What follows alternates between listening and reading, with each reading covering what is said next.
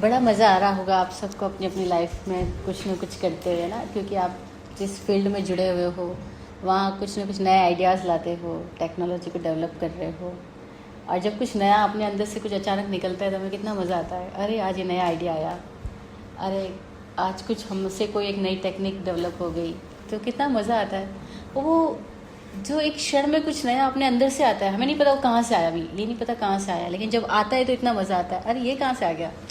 नहीं, जैसे अभी अभी हम ऊपर बात कर रहे थे डॉक्टर साहब के साथ में, तो हमारे साथ नेहा वो बता रही थी कि ग्रीन वेजिटेबल्स ख़राब नहीं होती जब मैं उसको अच्छे से वॉश करके उसको ड्रायर कर देती हूँ। अब ड्रायर मशीन में तो अपन क्लोथ ड्रायर करते हैं, लेकिन वो उस ग्रीन वेजिटेबल्स को कपड़े में डाल करके उसको ड्रायर करके फिर कहती है मैं उसको सुखा देती हूँ, वो 1 महीने तक ख़राब नहीं होती। तो डॉक्टर साहब बोले ये तो मुझे पहली बार पता लगा, मुझे बड़ा मज़ा आया सुन करके कि वॉशिंग मशीन का ये भी कोई यूज़ हो सकता है क्या, है ना। तो अब ये तो हमें पता ही नहीं था। जैसे डॉक्टर साहब को इतना मजा आया ये बात सुन करके कि अरे ये मेरे लिए रोज समस्या थी कि भिंडी लाता हूँ वो खराब हो जाती है थोड़े दिन बाद में, लीफी वेजिटेबल्स थोड़े दिन में काली पड़ जाती है, और अब ये तो वो कह रही है 1 महीने तक भी काली नहीं पड़ेगी। आप उसको अच्छे से ड्रायर करके फिर उसको खोल के रख दो, थोड़ी देर बाद में उसको फ्रीजर कर दो, फ्रिज में रख दो। तो एक छोटा सा भी नया आइडिया हमको कितना मजा देता है ना। ये हमें पता ही नहीं आइडिया आ कहाँ से रहा है। भाई आ तो किसी न किसी के अंदर से ही आ रहा है ना, चाहे वो कुछ कोई भी फील्ड में, कोई भी फैकल्टी में क्यों ना हो। आप चाहे घर के छोटे काम में हो, या आप इंजीनियर हो, या आप किसी भी फील्ड में क्यों ना हो, नया आइडिया इतना मज़ा देता है। तो ऐसे ही हमारे भीतर से जहाँ से एक आध आइडिया आता है तो हमें इतना मज़ा आता है, अगर कम्प्लीटली कुछ नया वर्जन हमारा आ जाए तो कितना मज़ा आएगा, है ना। वो जो एक आध आइडिया हमें इतना मज़ा देता है, अगर हमें ये पता लग जाए कि वो सोर्स जिससे हर पल कुछ नया इनोवेशन हो सकता है, कुछ क्रिएशन हो सकता है, अगर वही सोर्स ही हमें पूरे हमारे लिए पूरा ओपन अप हो जाए तो कितना मज़ा आएगा, है ना। I was also searching for this, और मुझे मेरी जर्नी में जो स्वामी जी मिले, इनके मिलने से पहले मैं अपने जैन समाज के साथ जहाँ एसोसिएशन थी, तो ऐसे बहुत सारे आइडियाज़ मेरे से आ रहे थे, लेकिन मैं देख रही थी हमारी समाज की जो सोच है वो डिफरेंट है। ये लोग अपने पुराने, और हर समाज की है वो, कोई स्टोरी किसी को कुछ छुपी नहीं है ना। और फिर जब इनके साथ मेरा फर्स्ट ही बात हुई तो मुझे ऐसा लगा, अभी तो बात भी नहीं हुई थी, फर्स्ट टाइम तो केवल उनकी हंसी सुनी थी। एक्चुअली वो बोले ना हंसी और के पटाए में। और आप लोगों को भी लग रहा होगा ना, क्योंकि आप सब तो बहुत लॉजिकल सोचने वाले हो, कोई बंदा इतना कैसे हंस सकता है, इनकी हंसी के साथ हम मैच ही नहीं कर सकते, और ये हंसना चालू करे ना हम मैच ही नहीं कर सकते। शादी भी किया है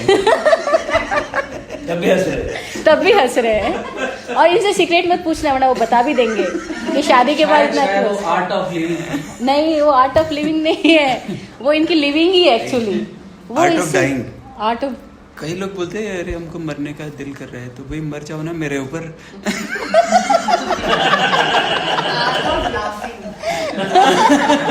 मर जाओ मेरे ऊपर, मरना ही है तेरे ऊपर। मरना है तो मेरे ऊपर मरो। इतने जबरदस्त है। मेरे साथ भी ऐसे ही हुआ। जब फर्स्ट इंट्रोडक्शन इनके साथ हुआ था, इट वॉज 1 जनवरी 2020।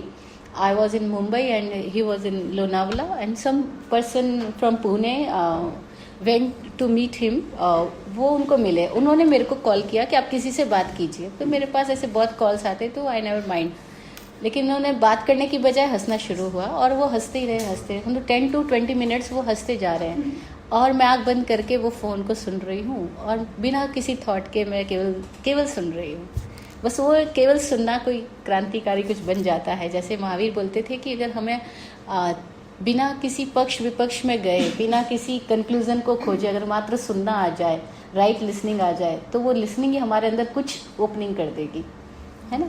आपने देखा होता है जितने ब्रिलियंट स्टूडेंट होते हैं वो बहुत ज़्यादा पढ़ाई नहीं करते, लेकिन जब कोई टीचर प्रोफेसर पढ़ा रहा होता है वो उसको केवल सुन रहे होते हैं, बस सुनते ही उनके अंदर कुछ ओपनिंग हो जाती है। तो भाई आई डोंट नो क्या हुआ, लेकिन जब इनकी हंसी सुन रही थी तो मुझे ये तो क्लियर हो गया कि ये कोई नॉर्मल व्यक्ति की हंसी नहीं है, अबनॉर्मल। हाँ, yes, abnormal, because below normal is also abnormal and above normal is also abnormal ना। तो he is above normal, he is not normal like us, है ना। तो बस मुझे वो उस समय क्लियर हो गया कि ये हंसी कोई गहरे तलों से आ रही है, और वो गहरे तल वही व्यक्ति के अंदर खुले हैं जिसके भीतर अब कुछ कॉम्प्लेक्सेस नहीं है। वरना हम लोग इतने ज़्यादा अपने माइंड में रूटेड होते हैं, ब्रेन में रूटेड होते हैं, इतनी स्ट्रेस में, इतने अलग अलग तरह की कॉम्प्लेक्सेस है हमारे अंदर। हम होते कहीं हैं फिर भी होते कहीं हैं, है ना। यहाँ बैठे फिर भी पता नहीं कहाँ कहाँ घूम आएंगे, क्योंकि हमारे अंदर इतना कुछ संसार चल रहा है, जंजाल चल रहा है। लेकिन वो जब हंस रहे हैं, हंसी एक बड़ी इतनी अच्छी चीज़ है कि जब हम हंसते हैं तो हम वही होते हैं। अगर हम हंस रहे होते हैं तो हम वही होते हैं, है ना। इसलिए हंसना बहुत ही मज़ेदार एक वो टूल है हमारे लिए कि अगर हमको हंसना आ जाए तो हम उस वक्त तो वहीं रहेंगे, उस वक्त हम ईगो लेस हो पाएंगे। तो बस उनकी हंसी सुनी और मेरे अंदर कुछ क्लिक हुआ।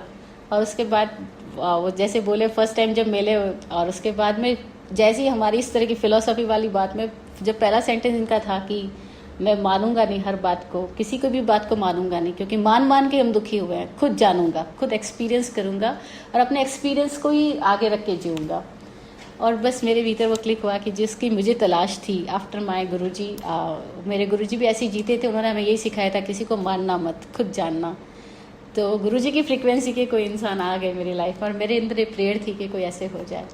और for me it doesn't matter कि हम साधु का संबंध कपड़ों से, क्रियाओं से, सामाजिक स्थिति से जुड़े। साधु तो भीतर की स्थिति है, और हम सब इवोल्यूशन की प्रोसेस में हैं, कोई कहीं पर भी रहता हो, क्योंकि भीतर से तो सब एक ही है, बाहर से तो सब दुनिया को दिखाने का या रहने के लिए एक तरीका है ना। तो for me change is not a big thing, but for the society जिससे मैं बिलोंग कर रही हूँ उसके लिए तो चेंज इतना बड़ा है कि उसकी दृष्टि में तो एक ही चीज़ होती है, अगर आपने चेंज किया यानी आप उनके लिए वो है। खैर कोई बात नहीं, उससे हमें कोई प्रयोजन नहीं है। लेकिन मज़ेदार बात क्या है कि हमारे अंदर से कुछ निकल सकता है, और जब अगर हम इवोल्यूशन की प्रोसेस में है तो ऑटोमेटिकली हमारे अंदर कुछ चेंज होगा तो बाहर भी कुछ चेंज होगा ही होगा, है ना। अंदर बाहर दोनों चेंज होता ही रहेगा। और अब इतना मज़ेदार, कितना अच्छा चेंज हो गया। ये चेंज हमें ये शो कर रहा है कि अब हमें आँख बंद करके अंदर चले जाना चाहिए, क्योंकि अब नेक्स्ट 1 घंटा अगर हम मेडिटेशन में जाएंगे तो बहुत ही मज़ा आएगा। इसीलिए शायद ये लाइट भी बंद हुई है, क्योंकि जब हम मेडिटेशन स्टार्ट करते हैं तो लाइट्स हम ऑफ करवा देते हैं, तो लाइट तो ऑटोमेटिकली ऑफ हो गई है। तो पर लाइट ने हमें ये एक मैसेज तो दे दिया कि अब एक मैसेज दे दिया लाइट ने कि अभी टाइम हो गया है। अगर हम सब चाहें तो स्वामी जी के साथ 1 घंटे का मेडिटेशन करते हैं, क्योंकि कोई भी मेडिटेशन की जो टेक्निक होती है स्वामी जी बताते हैं कम से कम 48 मिनट्स या 1 आवर की होती है, उससे कम मेडिटेशन कोई प्रोसेस नहीं होती है। तो हमें कोई टेक्निक इनके साथ करेंगे, मेडिटेशन की टेक्निक जिसके थ्रू मेडिटेशन में एंटर कर सकते हैं। You all know about technology, बिना टेक्निक हम कोई चीज़ तक नहीं पहुंच सकते। तो हमें अपने अंदर भी पहुंचने के लिए सम टेक्निक्स इज नीडेड। तो स्वामी जी हमें गाइड करेंगे और हम कोई एक टेक्निक स्टार्ट करते हैं। यहाँ पे स्पीकर अगर है कुछ, स्पीकर लाए, बहुत अच्छा है।